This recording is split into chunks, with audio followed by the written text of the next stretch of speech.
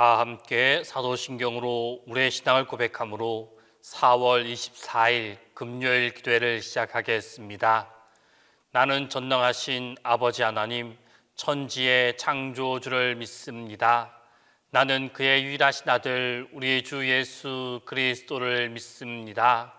그는 성령으로 잉태되어 동정녀 마리아에게서 나시고 본디오 빌라도에게 고난을 받아 십자가에 못 박혀 죽으시고 장사된 지 사흘 만에 죽은 자 가운데서 다시 살아나셨으며 하늘에 오르시어 전능하신 아버지 하나님 우편에 앉아 계시다가 거기로부터 살아있는 자와 죽은 자를 심판하러 오십니다.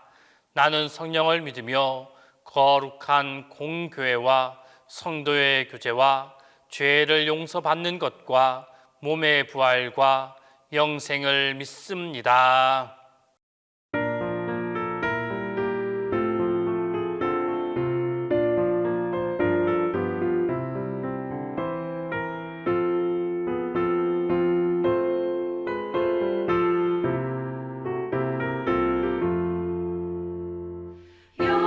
영광스런 주를 보라 고난받은 그 모습 승리하고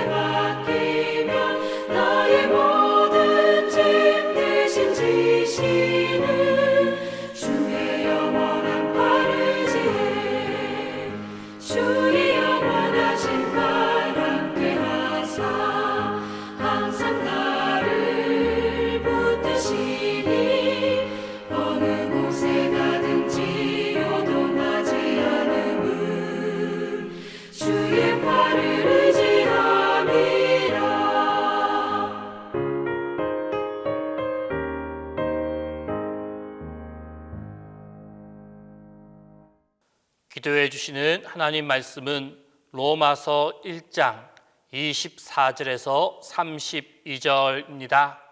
신약성경 로마서 1장 24절에서 32절입니다. 그러므로 하나님께서 그들을 마음의 정욕대로 더러움에 내버려 두사 그들의 몸을 서로 욕되게 하게 하셨으니 이는 그들이 하나님의 진리를 거짓 것으로 바꾸어 피조물을 조물주보다 더 경배하고 섬김이라. 주는 곧 영원히 찬송할 이시로다. 아멘.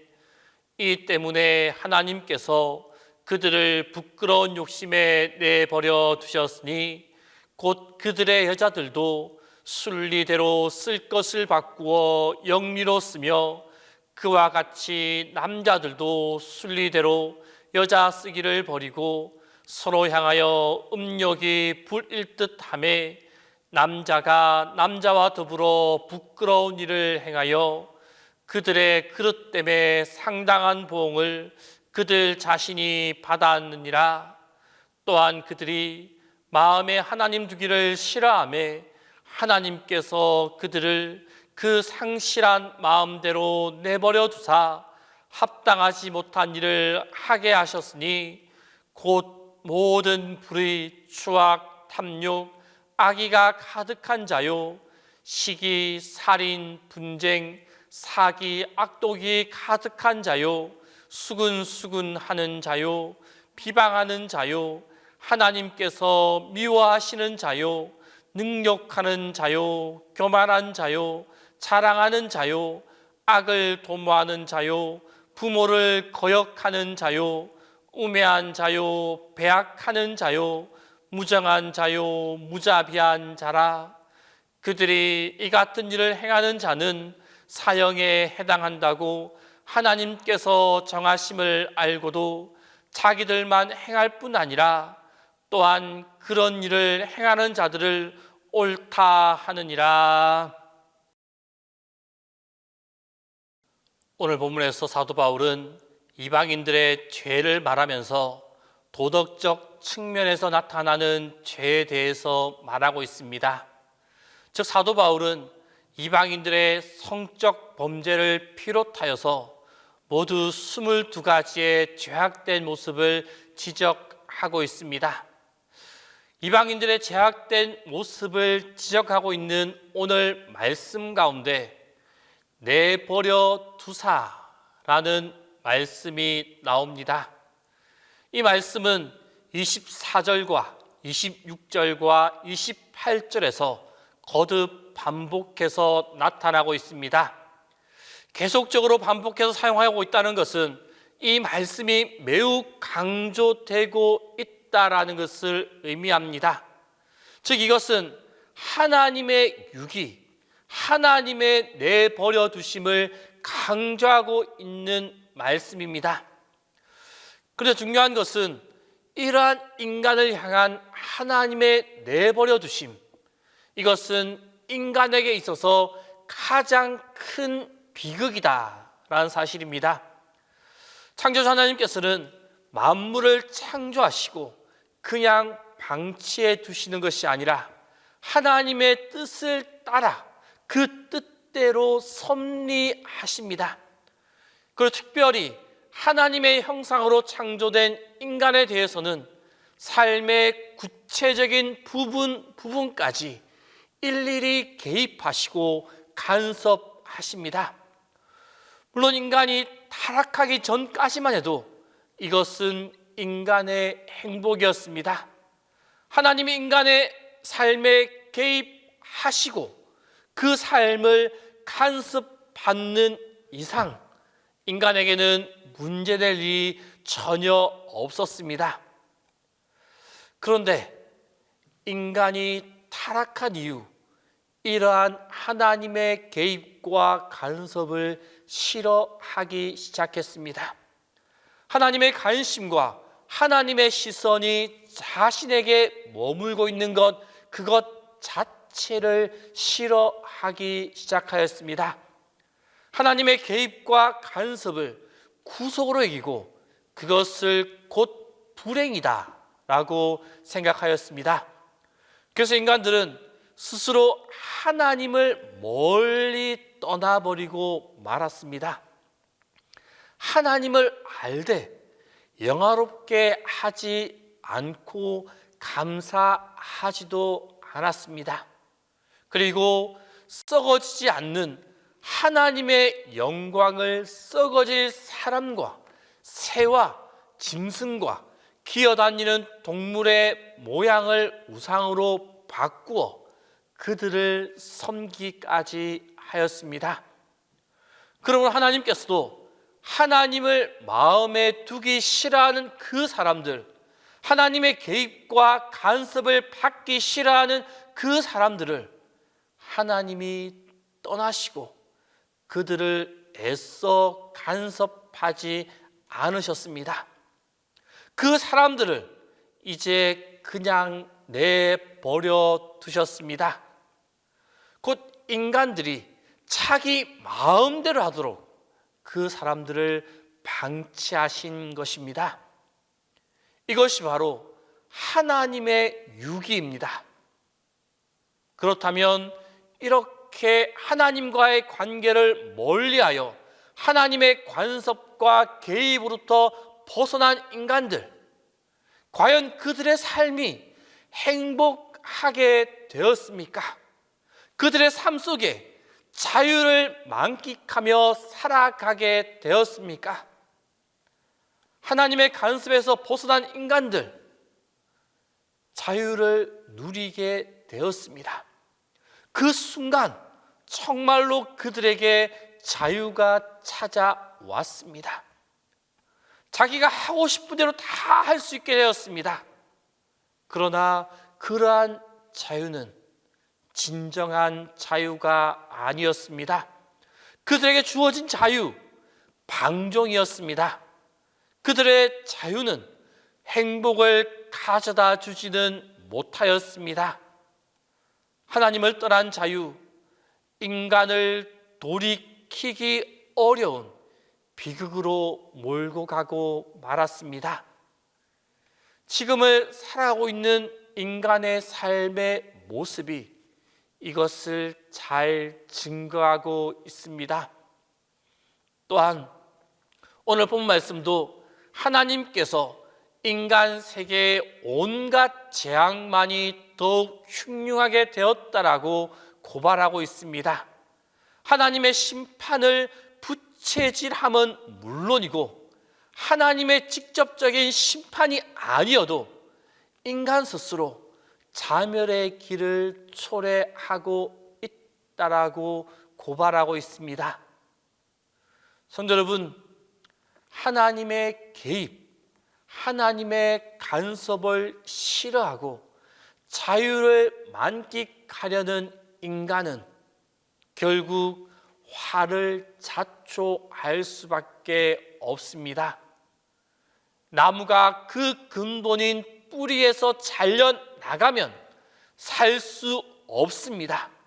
이렇듯이 우리 인간도 우리의 근본이신 하나님에게서 떨어져 나간다면 결코 정상적인 삶을 살아갈 수가 없습니다.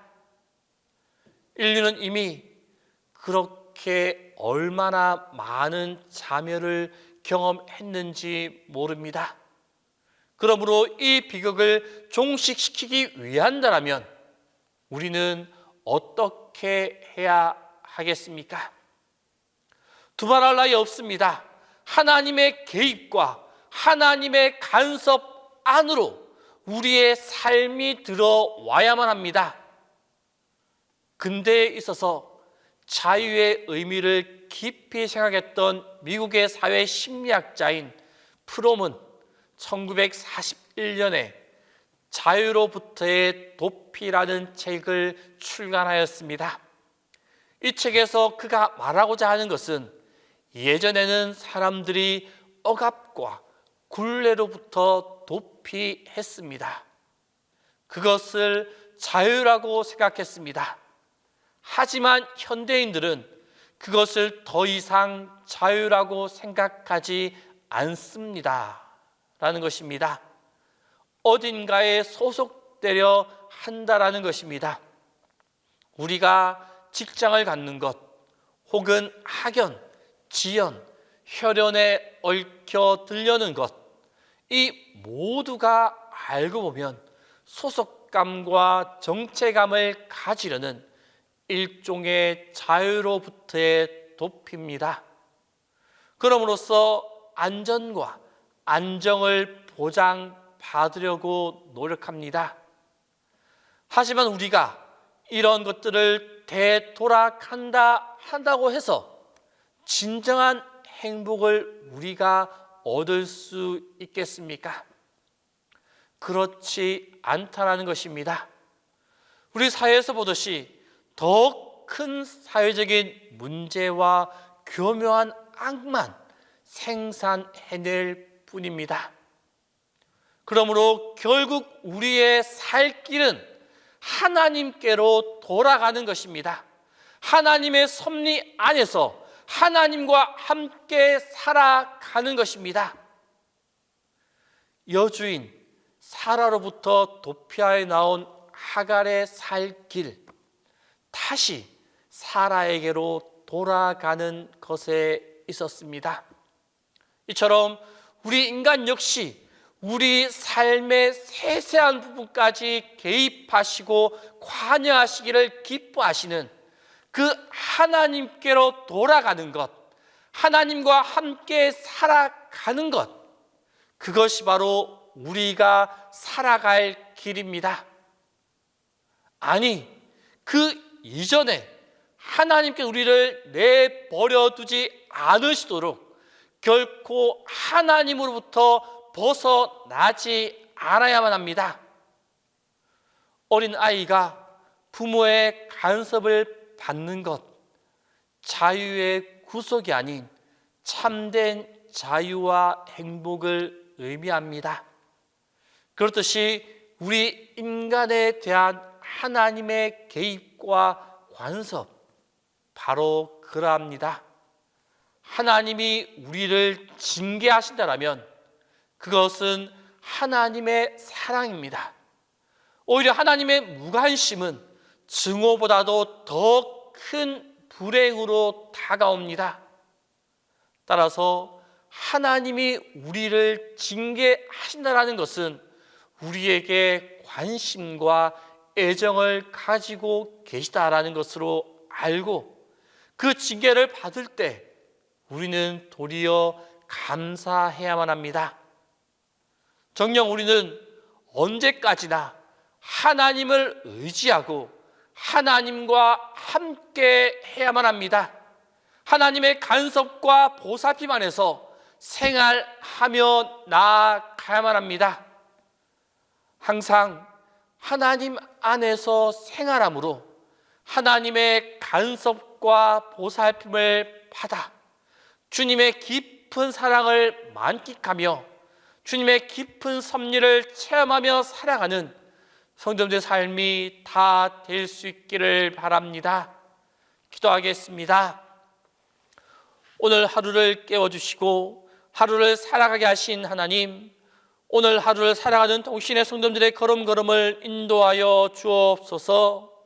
모든 순간이 하나님이 도우시는 순간이 되게 하시고 하나님의 인도하심이 가득한 순간이 되게 하시고 모든 문제가 해결받는 하루가 되게 하여 주옵소서. 또한 우리의 생각을 열어주셔서 주님의 뜻과 계획과 주님의 음성에 귀 기울이며 살아가는 하루가 되게 하여 주옵소서. 그리하여 오늘 하루를 살아가면서 주님의 손길을 느끼며 그 손길에 감사하는 하루가 되게 하여 주옵소서. 예수님의 이름으로 기도드립니다. 이제는 주님께서 가르쳐 주신 기도를 다 함께 하오니 하늘에 계신 우리 아버지, 아버지의 이름을 거룩하게 하시며 아버지의 나라가 오게 하시며 아버지의 뜻이 하늘에서와 같이 땅에서도 이루어지게 하소서. 오늘 우리에게 일용할 양식을 주시고 우리가 우리에게 잘못한 사람을 용서하여 준 것 같이 우리 죄를 용서하여 주시고 우리를 시험에 빠지지 않게 하시고 악에서 구하소서. 나라와 권능과 영광이 영원히 아버지의 것입니다. 이 시간 합심하여 기도하겠습니다.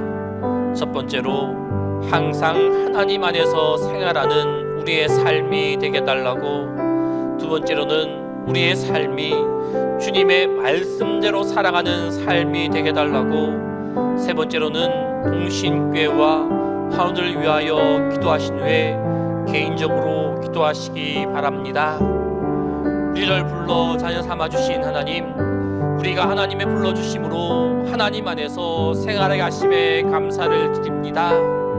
하지만 하나님의 불러주심으로 하나님의 자녀된 삶을 살아가지만 나를 향한 하나님의 관심과 하나님의 간섭을 멀리하고 무시하고 살려고 했던 모습이 없었는지 이 시간 나 자신을 돌아봅니다.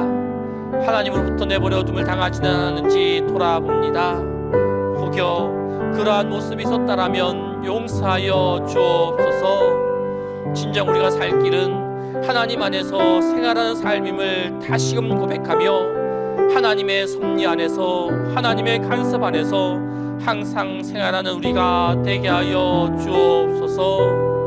그리하여 항상 하나님을 의지하며 하나님과 함께하는 삶이게 하여 주옵소서.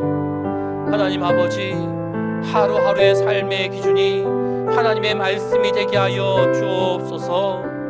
매 순간 하나님의 말씀에 귀 기울이는 우리가 되게 하여 주옵소서. 다른 말, 다른 음성에 해독되어 따라가지 않기를 원합니다. 하나님의 말씀을 듣는 귀를 열어 주옵소서. 들은 하나님의 말씀대로 살아가게 하여 주옵소서. 하나님의 말씀을 들으며 말씀의 기준을 삼고 말씀대로 살아가는 우리가 되게 하여 주옵소서. 어떠한 순간에서 흔들리지 않게 하시고 들은 하나님의 말씀대로 살아가게 하여 주옵소서. 말씀을 듣고 말씀대로 살아감을 통하여 하나님 안에 거하게 하시고 하나님 안에서 하나님의 보호하심과 인도하심의 은혜를 가득히 누리는 우리의 삶이 되게 하여 주옵소서. 이곳에 동신교회를 세워주신 주님, 우리 동신교회를 향한 하나님의 뜻을 기억하며 그 뜻대로 나아가는 동신교회가 되기를 원합니다. 우리 교회가 속한 이곳에서 빛과 소금의 칼을 감당하게 하여 주옵소서. 주님의 따뜻한 사랑의 빛을 나타내는 교회가 되게 하여 주옵소서. 또한 동시에 성도들 가운데 영과 육의 힘듦으로 심과 치료를 통해 회복을 바라는 이들의 기도를 들어 주옵소서. 그들의 기도대로 아파하고 힘든 모든 곳에 회복의 은혜가 충만하게 하여 주옵소서. 그들의 환부를 주님의 만져주심으로 모든 아픔과 힘듦이 깨끗이 사라지게 하여 주옵소서.